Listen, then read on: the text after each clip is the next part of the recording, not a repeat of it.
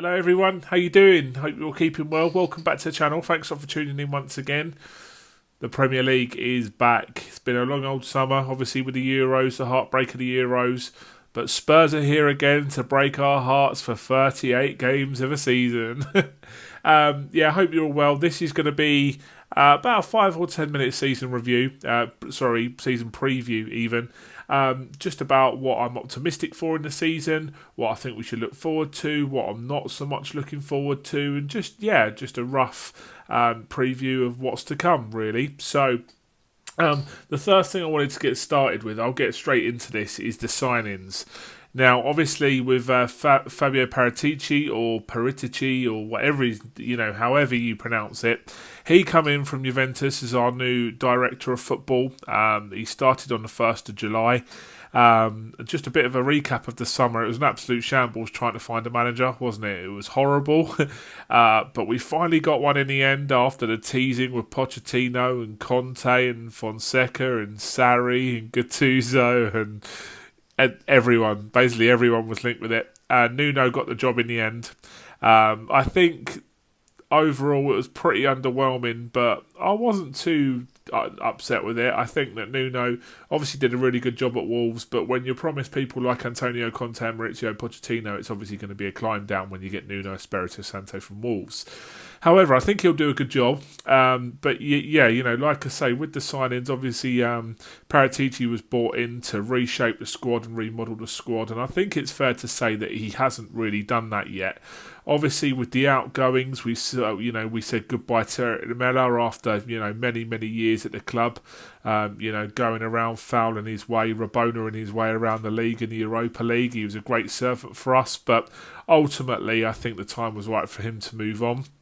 He was involved in a swap deal involving someone that I'll mention in a minute.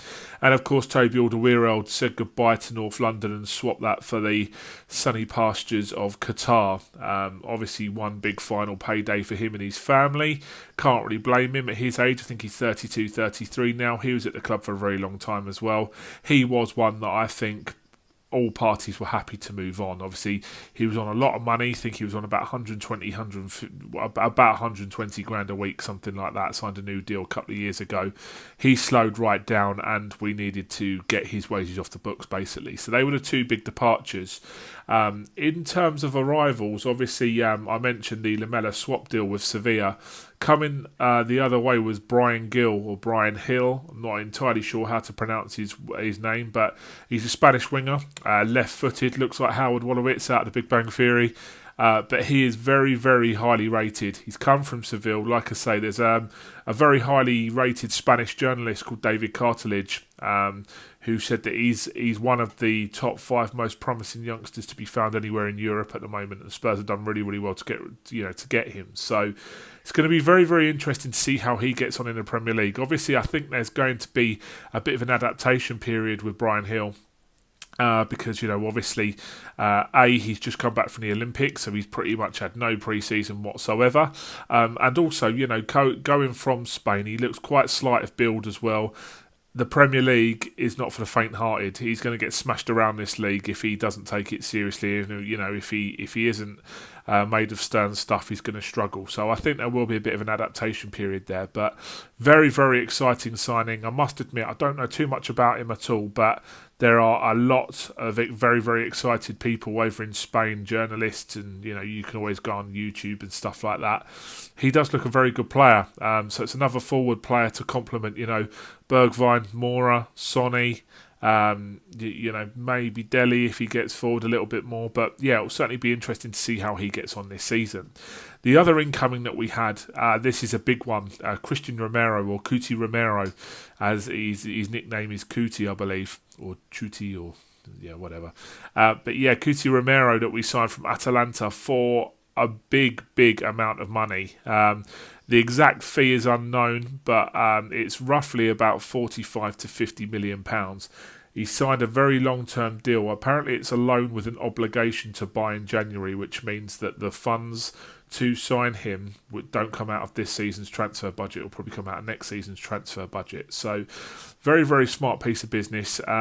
He was voted Serie A Defender of the Season last season in obviously Serie A Italy. very, very hard league, for strikers because, historically it's brilliant defensively. You only have to look at the Euros. Two absolute stalwarts of Serie A, Leonardo Bonucci and Giorgio Chiellini. And Cuti Romero got voted Defender of the Season, so we must have something about him. Won a Copa America with Argentina in the summer as well, so he's one who, may be a bit rusty to settle in, may need to find his fitness a little bit, or, may need to ease himself into the Premier League. But he is a big, big signing. Got given the squad number 4 as well, so clear intention that he's going to play every game. It just, it all depends who plays alongside with him. Will it be Dyer? Will it be Sanchez? And that's something else that I wanted to talk about in a second. But yeah, very, very pleased with the Romero signing. Apparently Lionel Messi was pushing very hard for him to join Barcelona. Obviously, before Leo said goodbye to Barcelona, he was very unhappy that Barcelona didn't make the effort to try and sign him. But it's a clear indication of what a good player he is. So that's very, very promising that we've gone out and we've made a real defensive strengthening signing there, because God only knows we need it, don't we? So that they are the only 2 signings that have come into the club at the moment. Obviously, 2 very promising signings, but I think we need more, to be honest. The 2 which keep getting mentioned is Fiorentina striker Dusan Vlahovic. There is talk that we've got a €60 million bid in for him at the moment. I'm not entirely sure if that's true, but I do think we are definitely interested in him. Now, a lot of people are going to be saying, it's the Kane replacement. I'll get on to Kane in a minute. But I'm not so sure. There are talk that, Nuno wants to play a 2 up front this season. So it's going to be interesting to see exactly how he fits all of the pieces into the jigsaw puzzle. When you've got Sonny there as well, where will he play? Will Brian Gill play? Who's he going to play in midfield?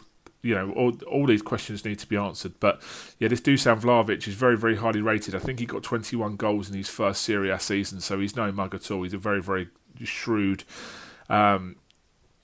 He's very, very physical. He puts himself about. I think he'll be very good in the Premier League. So we'll have to see how that one goes. But like I say, it looks as if we're battling Atletico Madrid for that one. I think we do definitely need a striker. And the other thing we need as well is defensive reinforcements. Fullback, I think we're kind of sorted now. Obviously, you've got Ben Davies, Reggie and Sessegnon at left back.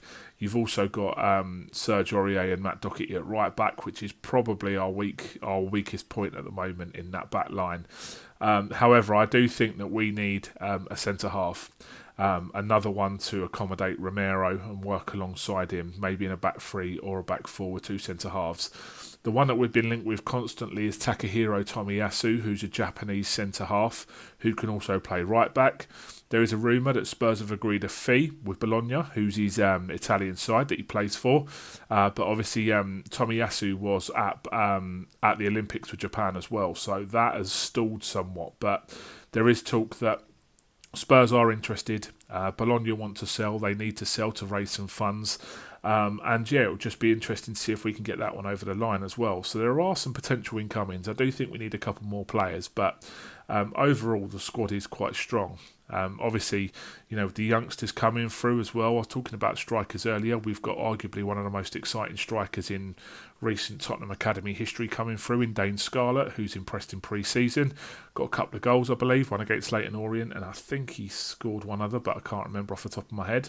Please remind me. We got him, who'll probably make a breakthrough in the Conference League, which is going to be a really interesting, fun tournament for the fans who are travelling all over Europe. And the other one that I think will be really, really good this season, I'm really looking forward to seeing, is Oliver Skipp. He was absolutely fantastic at Norwich last season. He absolutely dominated the Championship, to be honest, from midfield. He's a box-to-box midfielder, gets stuck in, excellent passing range. He's young, he's English, bags of energy, and he's impressed in pre-season as well. I really, really hope he gets a run out this year. And he gets some senior first-team minutes in the Premier League, in the FA Cup, Carabao Cup, Conference League, definitely. I hope he gets time. I'm really looking forward to seeing him. So, there are some players coming through who are very, very promising. So, I'm quietly optimistic about the squad, to be honest. One of the things that I wanted to talk about was how the fans in general feel about the upcoming season. I don't know if you saw it this morning, but the Athletic Twitter account posted a graph which rated the optimism of every single club's fans from up and down the country from 1 to 20. Spurs were rated 12th most optimistic. 77% of fans were optimistic about the season ahead. Obviously 23% of them not so optimistic. That's only 12th. Found that very, very interesting. Obviously the news about Harry Kane, which I will get onto in a minute, is dominating things. I think that, with the arrival of Paratici, there was an expectation and a hope that, the squad would be remodelled a little bit quicker than it already has been. Obviously, with our first game against Man City on Sunday, a lot of the players that were here last season, in the season before that needed to be moved on, such as Dyer, Sanchez, Sissoko, players like that are still here. And I think that is obviously a worry because that culture is still there. You need that fresh impetus, that energy and stuff like that. So, I did think that's quite interesting that only 77% of fans are optimistic about the upcoming season. I must admit, I wouldn't say I'm, absolutely convinced that we're going to go and win the treble or anything like that, but I am quietly optimistic, With Nuno in charge, obviously Mourinho last year, very, very downbeat towards the end of the season. No one really cared about how the club did. It was all very stale, I think is the right word for it. But I think under Nuno, there's a new energy there. Obviously got some youngsters coming through. Nuno was talking about the DNA of the club and how he's going to honour that and stuff like that. So, I'm quietly optimistic. Obviously, I'm not expecting us to finish in the top 4, maybe even top 6. But as long as we can start enjoying the football that the lads are putting together again on the pitch, and that's all that matters at the end of the day. So, the last thing I want to talk about, obviously, is the Harry Kane situation. I don't want this to all be about Harry Kane. It's about the club and the pre-season and, the preview into the new season. But you can't help but not talk about it. The latest coming out of the club is that he tested negative for his coronavirus 5-day PCR test after rejoining pre-season. So he can rejoin training with all the lads today, which is Friday the 13th. That's all come out. And there's also talk from Fabrizio Romano and a couple of others that Manchester City are preparing a £120 million bid plus add-ons. Is he worth 120 million? He's worth more than that in my book. If players like João Felix 2 seasons ago going for 125 million, Jack Grealish is going for 100 million, Harry Kane is worth easily 150 million. So people are saying it's down to Daniel Levy whether they accept that bid that Man City are about to put in. I don't think it is down to Daniel Levy, to be honest, because it should get rejected straight away. I think Harry Kane is worth more than that. Like I say, I think if a bid of 150 million comes in, then we should absolutely accept that because he clearly doesn't want to be at the club anymore. I think that quite a lot of the players are getting a little bit fed up with his attitude and his reluctance to come out on social media and say something. He come out on social media to congratulate Justin Rose on the golf the other day, but has said nothing about his future, which is very, very disappointing. So, we'll see how that goes. Personally, I think I would sell him for 150 million and use the funds to rebuild the squad. I think a lot of fans feel like that now. Obviously, if you go on Twitter and search a hashtag Kane or THFC, there is a lot of opinion on it. I'm in the camp that he's better off going now, to be honest. He clearly doesn't want to be at the club. But ultimately, you've got a player of massive, massive value there who's sitting on 200, 250 grand a week. You want to get your money's worth for him, or you want to get the best possible deal for him, because ultimately he is one of probably the best free centre forwards in world football. He can do everything.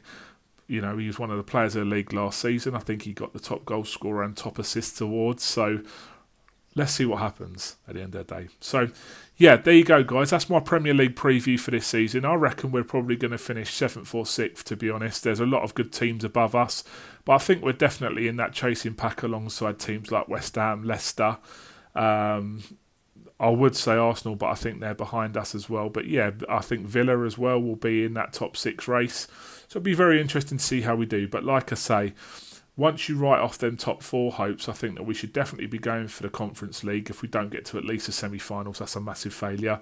And maybe go for a domestic trophy. So, yeah, that's my preview. Let me know what your thoughts are about the season, about the signings, the incomings, the outgoings, and follow me on my social media. My Twitter is at JordanPomeroy00. I'll be doing a couple of live streams over the next couple of days, a couple of Q&As, so come and get involved. And till next time, enjoy your weekend. Football's back, and I'll see you soon. See you later. Take care. Bye-bye.